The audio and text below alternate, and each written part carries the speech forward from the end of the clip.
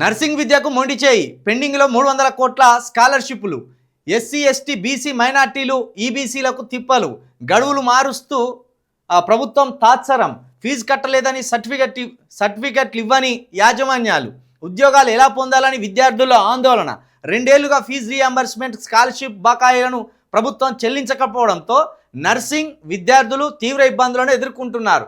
Fee కట్టలేదని యాజమాన్యాలు సర్టిఫికెట్లు ఇవ్వడం లేదని విద్యార్థులు వాపోతున్నారు. బకాయిల చెల్లింపును సర్కారు వాయిదా వేస్తూ వస్తుండడం వల్ల అవకాశాలు కోల్పోతున్నామని వారు ఆవేదన వ్యక్తం చేస్తున్నాం.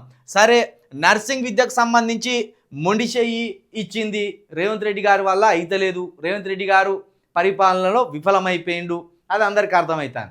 బీఆర్ఎస్ ఆస్తులు అమ్మి కట్టరాదు బకాయిలు 300 కోట్లు. కేటీఆర్, కేసీఆర్, హరీష్ రావు మీ ఆస్తులు అమ్మి ఆ 300 కోట్ల బకాయిలు కట్టండి. నిజంగానే మీ మీద ప్రేమ ఉంటే దోసుకునేది మీరే కదా, దాచుకునేది మీరే కదా. మీ ఒక్కొక్క ఎమ్మెల్యే 1000 కోట్లకు తగ్గకుండా సంపాదించిందనే ఒక సమాచారం ఉన్నది. కట్టుర్రి మరి.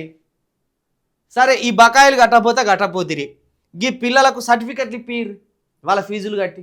నర్సింగ్ సర్టిఫికెట్లు లేకపోతే పాపం వాళ్ళు ప్రైవేటు సంస్థలలో పనిచేయడానికి వీలు లేదు.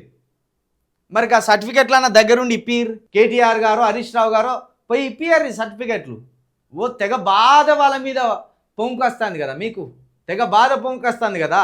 మీరున్నప్పుడు ఏ బకాయిలు ఆపలేదు, మీరున్నప్పుడు అన్నీ ఆల్ క్లియర్ చేసుకుంటూ వచ్చిండ్రు. మీ దరిద్రమే కదా ఇది, మీరు పెంచి పోషించిన దరిద్రమే కదా ఇది. ఆ దరిద్రమే ఇంకా కొనసాగుతుంది కదా. మీరు ఇతరుల మీద ప్రేమను వలకబోయే కుర్రి. మీరు ఎన్ని దుర్మార్గాలు చేసిందో అంతకు మించి దుర్మార్గాలను కాంగ్రెస్ చేసుకుంటూ వస్తుంది. మీరు విడిచిపెట్టిపోయిన దుర్మార్గాలను కాంగ్రెస్ కొనసాగిస్తాను అంతే.